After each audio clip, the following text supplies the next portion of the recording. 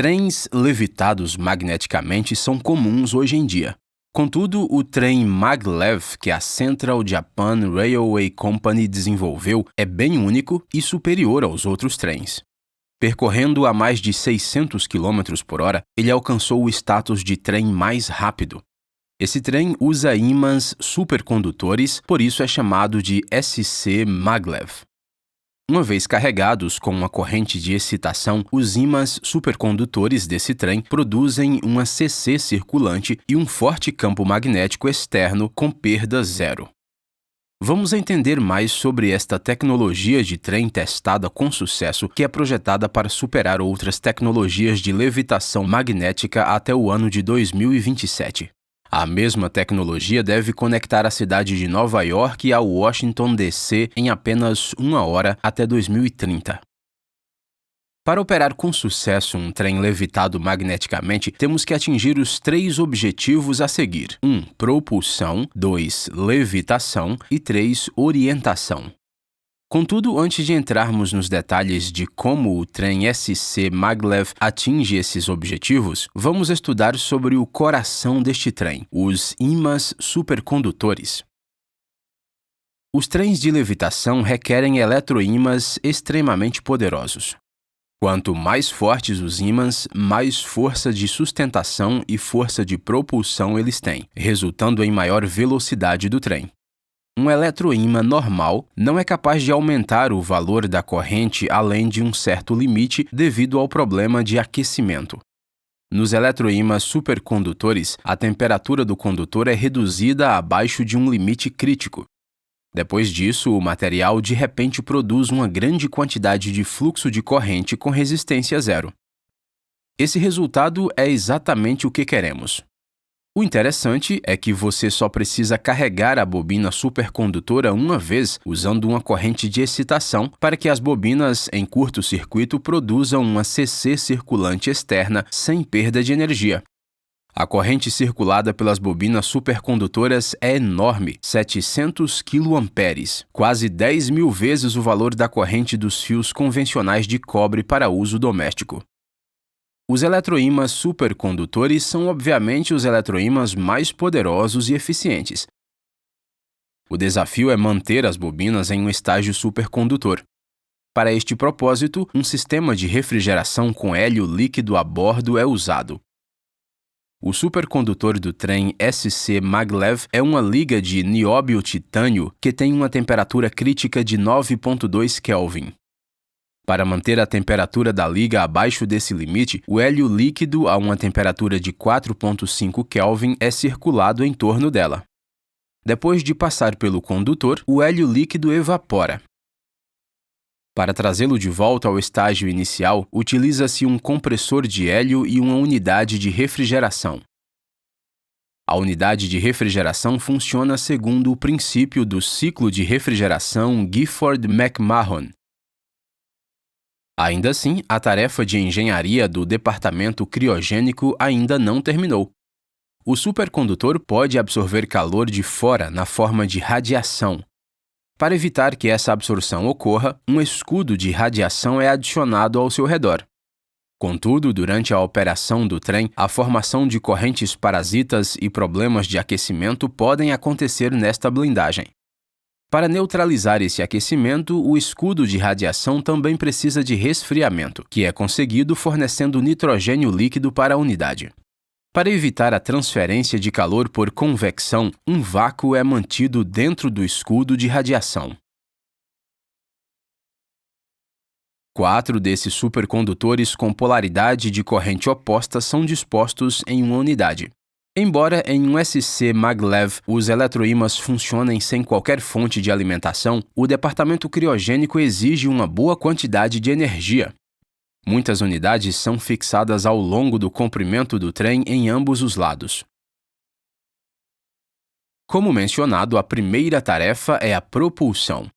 Propulsionar o trem para frente é uma tarefa fácil. Para isso, usamos uma série de eletroímãs normais, chamados de bobinas de propulsão. As bobinas de propulsão são alimentadas de uma maneira alternativa, conforme mostrado, e são colocadas dentro de uma guia. Então, precisamos descobrir a força que as bobinas de propulsão estão produzindo nos ímãs supercondutores do trem. Observe que, para entender a direção da força que um ímã produz no outro, você apenas precisa considerar os polos mais próximos. Dessa forma, vamos analisar a força que atua nas bobinas supercondutoras devido às bobinas de propulsão. Se você pegar o resultado de todas essas forças, a força resultante estará na direção para frente, então o trem se moverá para frente. Assim que o trem alcança a próxima posição média, mude as bobinas de propulsão para a polaridade alternada de modo que a força resultante esteja novamente na direção para frente. Apenas controlando a frequência dessa comutação, você pode controlar a velocidade do trem. Vamos agora para a parte mais interessante dessa tecnologia, a levitação dos trens SC Maglev. Você pode se surpreender ao saber que a levitação do trem SC Maglev é alcançada com a ajuda dessas bobinas simples em forma de 8, que nem são alimentadas. Muitas dessas bobinas em forma de 8 estão dispostas na guia.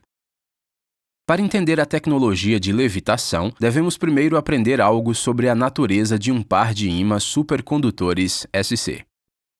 O campo magnético resultante produzido por este par de ímãs SC é muito semelhante a um ímã permanente longo.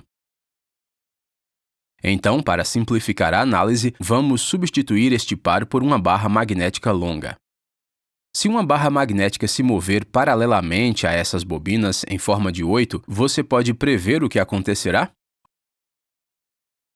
O fluxo magnético variável irá induzir CEM em ambos os loops de acordo com a lei de Faraday. Esses campos eletromagnéticos estão na mesma direção? Observe que esta é uma bobina torcida, somente quando a desenrolarmos entenderemos a direção certa. É claro que os CEM induzidos são opostos na direção, o que significa que o CEM líquido induzido nesta bobina devido ao movimento do ímã em barra é zero e nenhuma corrente fluirá através do loop. Resumindo, uma barra magnética movendo-se através do centro do loop não terá qualquer efeito no loop. Agora considere o mesmo caso, mas desta vez o ímã está ligeiramente deslocado para o loop, como mostrado. Aqui, o loop inferior enfrenta um fluxo magnético de força maior, o que significa que o CEM induzido no loop inferior será maior do que no topo. Essa força mais alta também significa que uma corrente resultante fluirá pelo circuito. Este fluxo de corrente produz um polo sul no loop superior e um polo norte no loop inferior. Se você analisar a interação de força entre os polos magnéticos, é claro que uma força ascendente resultante é imposta ao ímã supercondutor. Se essa força for maior do que a atração gravitacional, o ímã se moverá para cima. Sim, o movimento de um ímã supercondutor paralelo e deslocado a uma bobina em forma de 8 produz levitação.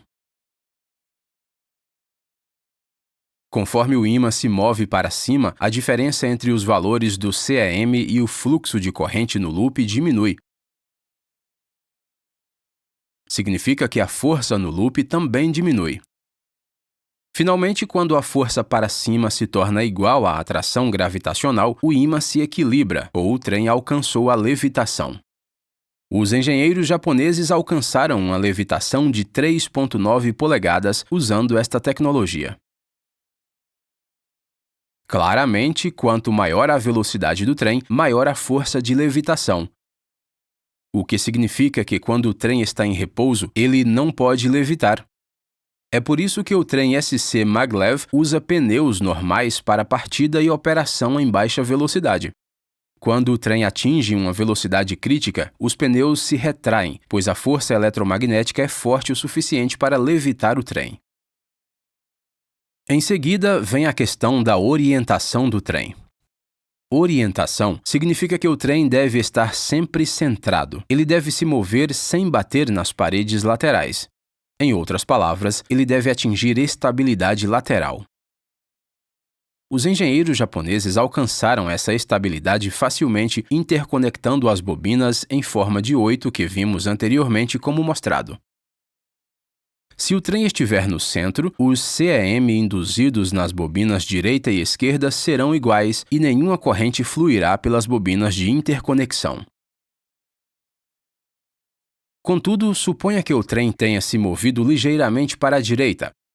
Essa mudança causará uma interferência no CEM entre as bobinas direita e esquerda, resultando em um fluxo de corrente nas bobinas de interconexão. O fluxo de corrente através das bobinas de interconexão afetará drasticamente o fluxo de correntes em ambos os loops inferiores e assim na força do polo de cada loop. Vamos analisar as forças que atuam no trem agora. Você pode ver que os componentes verticais das forças permanecem os mesmos, mas um componente horizontal resultante se manifesta para a esquerda, o que força o trem a se mover de volta para o centro. Conforme o trem se aproxima do centro, as correntes nos loops de interconexão diminuem e, finalmente, o componente horizontal da força desaparece. Um mecanismo fácil e brilhante para estabilizar o trem, não é? Com base na discussão até agora, você pode entender que o sistema criogênico do trem e outros aparelhos elétricos do trem requerem uma grande quantidade de energia elétrica. Como você transfere energia elétrica para um trem de alta velocidade? A Central Japan Railway usou uma técnica chamada coleta de energia indutiva para este propósito. Aqui, usando o princípio da indução eletromagnética, a energia elétrica é transferida das bobinas de aterramento para a bobina de coleta de energia no trem sem nenhum contato com o material. O forte campo magnético produzido pelos ímãs supercondutores pode ser prejudicial à saúde dos passageiros. Para evitar esse efeito indesejado, escudos magnéticos são usados no material circulante e nas instalações de embarque de passageiros, mantendo assim a intensidade do campo magnético abaixo das diretrizes da ICNIRP. Os passeios de teste do trem SC Maglev começaram em 1997 na linha de teste Yamanashi-Maglev. Os passeios de teste foram bem-sucedidos e continuaram por 10 anos consecutivos sem perder um único dia. Um recorde mundial de velocidade de 603 km/h foi alcançado durante esse tempo. Esses resultados, altamente positivos, encorajaram as autoridades japonesas e elas concederam permissão para conduzir operações comerciais do SC Maglev entre Tóquio e Nagoya até o ano de 2027. Com mais trens SC Maglev a seguir. Antes de sair, por favor, não se esqueça de fazer parte da nossa equipe. Obrigado.